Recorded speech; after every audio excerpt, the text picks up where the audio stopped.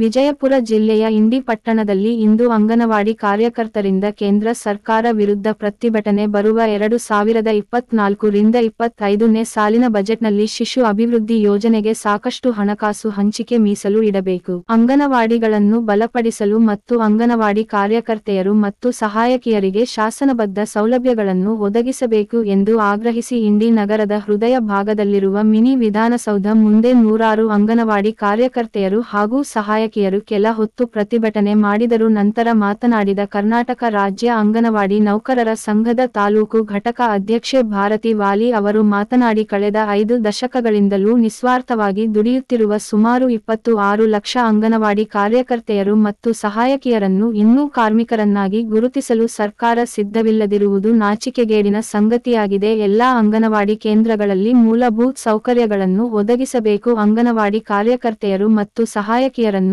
ಖಾಯಂ ಮಾಡಿ. ಖಾಯಮಾತಿ ವಿಷಯ 45ನೇ ILC ಶಿಫಾರಸಿನ ಪ್ರಕಾರ ತಿಂಗಳಿಗೆ ಕನಿಷ್ಠ ₹26,000 ಹಾಗೂ ಮಾಸಿಕ ಪಿಂಚಣಿ ₹10,000 ನೀಡಬೇಕು ಸೇರಿದಂತೆ ಅನೇಕ ಸಮಸ್ಯೆಗಳಿಗೆ ಸ್ಪಂದಿಸಬೇಕು ಎಂದು ಹೇಳಿದರು.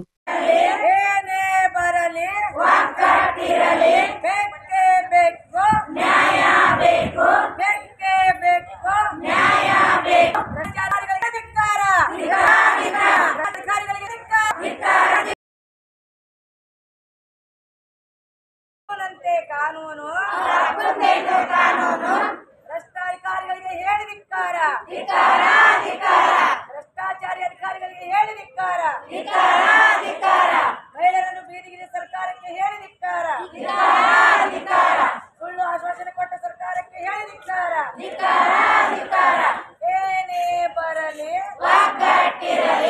ಏನೇ ಬರಲಿ ಮಹಿಳೆಯರೆಲ್ಲರೂ ಒಂದಾಗಿ ಮಹಿಳೆಯರೆಲ್ಲರೂ ಒಂದಾಗಿ ಇನ್ನು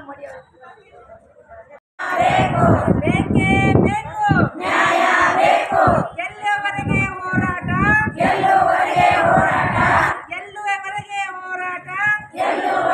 ಹೋರಾಟ, ಏತಕ್ಕಾಗಿ ಹೋರಾಟ, ನ್ಯಾಯಕ್ಕಾಗಿ ಹೋರಾಟ, ಏತಕ್ಕಾಗಿ ಹೋರಾಟ, ನ್ಯಾಯಕ್ಕಾಗಿ ಹೋರಾಟ.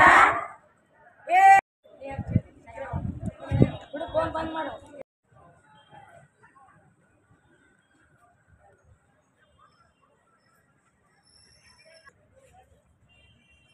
ಸರಿ, ನಿಮ್ಮ ಮನವಿಯನ್ನು ಸ್ವೀಕರಿಸಿದ್ದು ನಿಮ್ಮ ಬೇಡಿಕೆ ಕುರಿತು ನಾವು ಮಾನ್ಯ ಜಿಲ್ಲಾಧಿಕಾರಿಗಳ ಮುಖಾಂತರ ಸಲ್ಲಿಸ್ತೀವಿ ಗೌರ್ಮೆಂಟ್.